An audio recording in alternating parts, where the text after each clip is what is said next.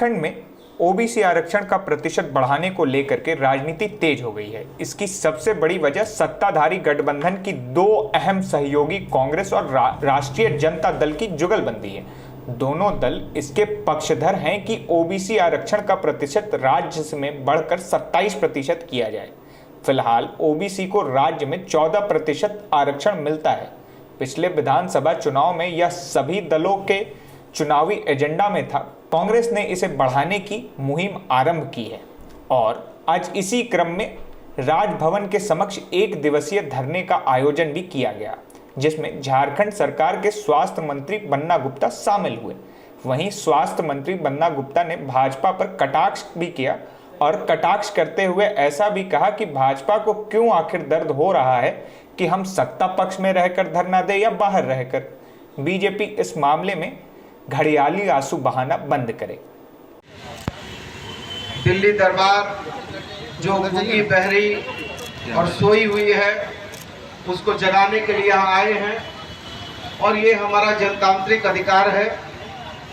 और मैं बहुत धन्यवाद देता हूँ हमारे अध्यक्ष अभिलाष साहू जी का और उनकी पूरी टीम का कि वो सभी लोग हम जो हमारी कांग्रेस पार्टी है वो हमेशा से अंतिम पायदान पे खड़े व्यक्ति की अभिव्यक्ति और उसकी आज़ादी की लड़ाई लड़ती रही है। ओबीसी आरक्षण की बात करते हैं तो भारतीय जनता पार्टी के पेट में दर्द होने लगता है, क्योंकि वो हमेशा जो है समय समय पर जब जब चुनाव आता है तब हमारे प्रधानमंत्री जी घड़ियाली आंसू बहाने के लिए सार्वजनिक तौर पर कहते हैं कि मैं पिछड़ा हूँ, ओबीसी से आता हूँ, लेकिन वो केवल उनके घड़ियाली आंसू होते हैं। लेकिन हम सदन से लेकर सड़क तक कांग्रेस पार्टी इसको लेकर संघर्ष करेगी और हम हमारे अध्यक्ष बड़े भाई राजेश ठाकुर जी के नेतृत्व में यहाँ से लेकर दिल्ली तक इस सोई हुई सरकार को जगाने का काम करेंगे।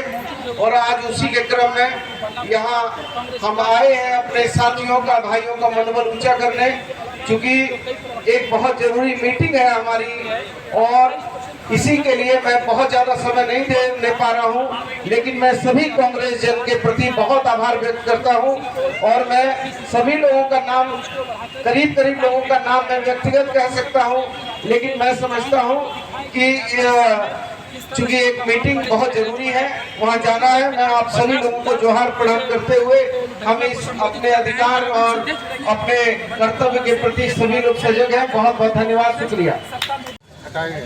उस पर भी भाजपा सवाल उठा रही है। भाई हमारा आंतरिक लोकतंत्र है, हम अपनी पार्टी का यदि कुछ कर रहे हैं तो उनके पेट में दर्द क्यों होता है? हमको ये समझ में नहीं आता कि माँ से ज़्यादा मौसी को लाड़ क्यों हो रहा है।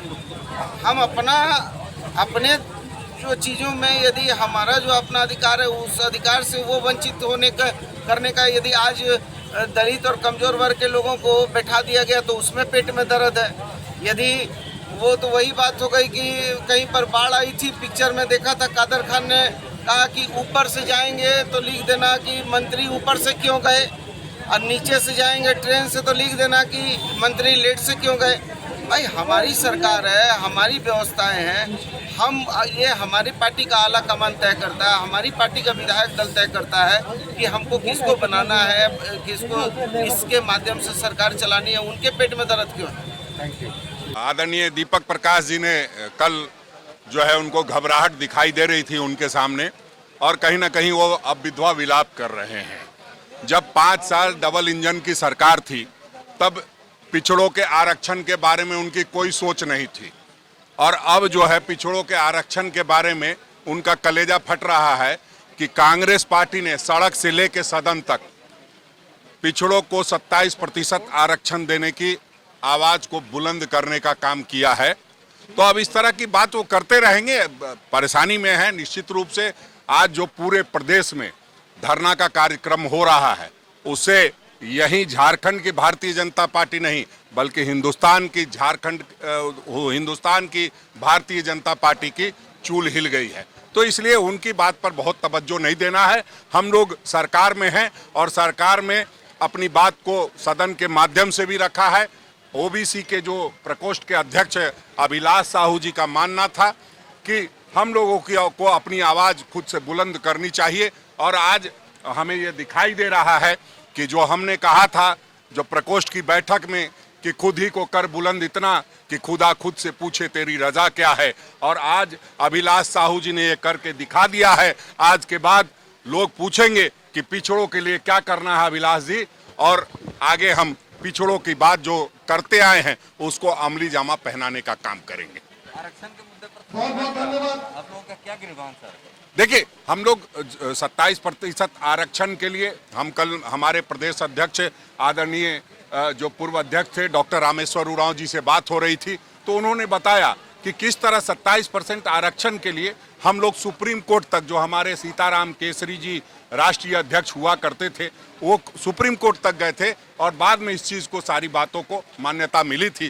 तो हम लोग शुरू से लगे रहे हैं और अब चाहते हैं कि हमारी सरकार राज्य में है तो जल्द से जल्द 27% का आरक्षण लागू हो जाए। राज्य में आरक्षण मांगने के लिए आपको धरना में बैठना पड़ रहा है? नहीं, देखिए, यही लोगों का कनेक्शन, लोगों की सहभागिता होनी जरूरी है सरकार के साथ। जब पिछड़ों को आरक्षण मिलेगा और पिछड़े जो हमारे साथी हैं वो सब सड़क पे बैठेंगे तो उनको लगेगा कि हाँ, हमने अपनी बदौलत इस आरक्षण को लिया है, किसी की कृपा की वजह से नहीं लिया है। इसलिए ये धरना का कार्यक्रम चल रहा है। मुख्यमंत्री जी इस बात को लेकर पूरी तरह संजीदा हैं। हमारे राजद के जो कर्ता धर्ता हैं आदरणीय तेजस्वी यादव जी, वो भी आए थे, उनसे भी बात हुई है। सभी लोग एकमत हैं। बहुत जल्द हमें लगता है कि आरक्षण जो है 27% का वो लागू कर। धन्यवाद। मैं अनुशील ओझा और आप देख रहे थे दृष्टि नाउ।